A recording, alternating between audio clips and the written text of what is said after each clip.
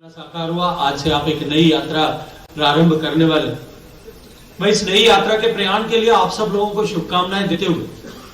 माननीय प्रधानमंत्री जी ने जिस तरह की व्यवस्थाएं आने वाले समय में हमारे जो ह्यूमन रिसोर्स कैपिटल है, जो हमारा लोगों की शक्ति है, हमारे युवाओं की शक्ति है, उसकी कैपेसिटी को बढ़ाने के लिए, क्योंकि सामान्यतः सरकार की नौकरी में ऐसा होता था, फौज की नौकरी को अगर छोड़ दें या यूनिफॉर्म सर्विसेज को छोड़ दें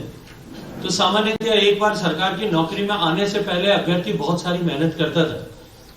और उसके बाद में जो औपचारिक ट्रेनिंग होती है 2-3 महीने की, 4 महीने की, कुछ जगह 6 महीने की, उस ट्रेनिंग के बाद में उसको किसी तरह के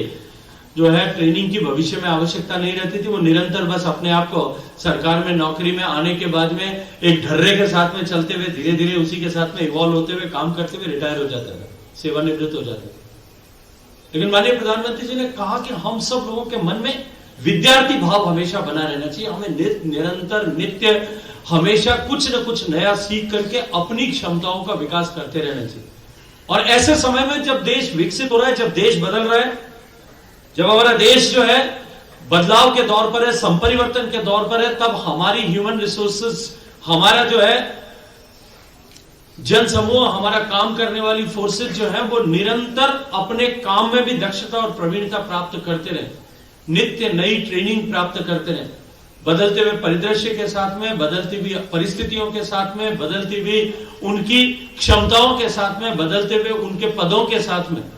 निरंतर वो अपनी ट्रेनिंग्स करते रहे, अपने आप को कार्यकुशल बनाते रहे। इसके लिए माननीय प्रधानमंत्री जी ने एक कर्मयोगी पोर्टल के प्रारंभ किया।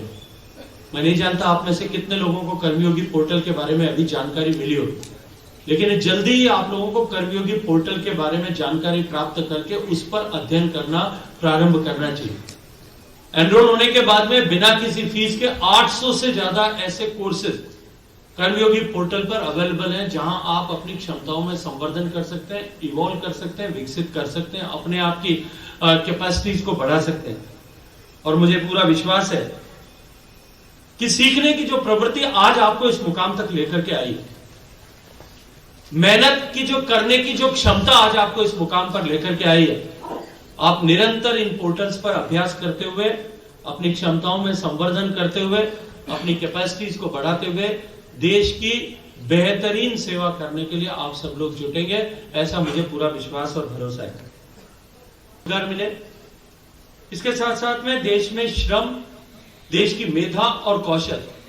इन तीनों का सम्मान देश में बढ़े, इसके लिए माननीय प्रधानमंत्री जी ने पहले दिन से अपनी प्रतिबद्धता व्यक्त की थी। और इस दिशा में कौशल संवर्धन का सरकारी नौकरी से बाहर निकल करके भी देश के युवाओं को कॉर्पोरेट सेक्टर में रोजगार के अवसर मिले, देश के युवाओं को देश के बाहर अन्य देशों में जाकर के काम करने के अवसर मिले। हम सब ने देखा होगा कि दुनिया में बहुत सारे देश ऐसे हैं